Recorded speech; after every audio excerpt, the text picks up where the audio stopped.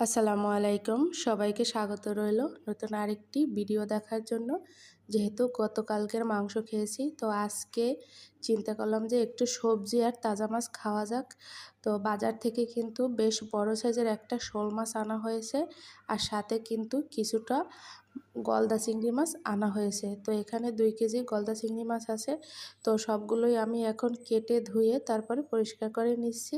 আর বাসায় একটু মাছ কাটায় ঝামেলার, কিন্তু তারপরেও আমি চেষ্টা করি সব সময় বাসায় মাছ কাটার। তো এখানে কিন্তু শোল মাছটা খুব সুন্দর করে ধুয়ে পরিষ্কার করে নিয়েছি, আর সাথে কিন্তু কিছুটা আমি চিংড়ি মাছও নিয়েছি।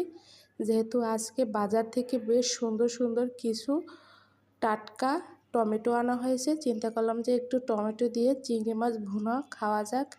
আর এই শীতের সময় কিন্তু সব তরকারিতেই টমেটো ব্যবহার করা যায়, আর টমেটো খেতেও কিন্তু ভীষণ মজার হয়।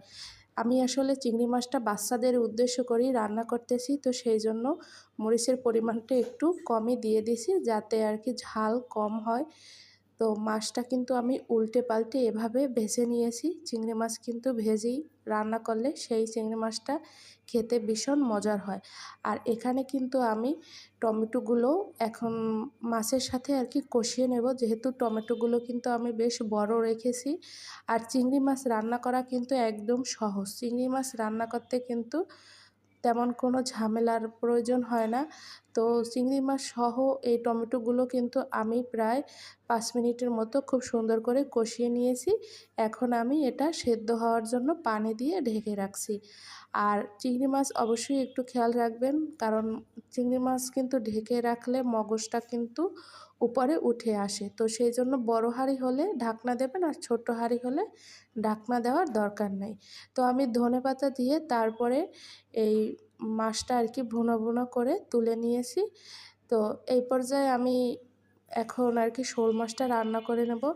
আসলে শোল মাছের সাথে কিন্তু খুব সুন্দর সবজিও আছে, যেহেতু আজকে সবজি বাজার করা হয়েছে বেশ তাজা তাজা। তো সবজিগুলো আসলে এই ভিডিওতে দেখানো যাচ্ছে না, কারণ ভিডিওটা অনেক বড় হয়ে যায়। আর শোল মাছটা আমি ভুনো রান্না করব, সেই জন্য পেঁয়াজ রসুনটা খুব সুন্দর করে কষিয়ে নিয়েছি। এখন আমি পানি দিয়ে এরপরে হলুদ মরিচ লবণ দিয়ে এই মশলাটা কিন্তু আমি খুব সুন্দর করে কষিয়ে নিয়েছি। আর কষানো হয়ে গেলে এরপরে আমি কিছুটা শোল মাছের ভিতরে আমি দিয়ে দিছি। আর 4 পিস মাছ আমি রেখে দিয়েছি, যেহেতু এতগুলো মাছ তো একদিনে খাওয়া যায় না, সেই জন্য। তো মাছটা সেদ্ধ হওয়ার জন্য আমি পানি দিয়ে দেব। আর এই শোল মাছেও কিন্তু আমি টমেটো ব্যবহার করেছি। আমি অনেক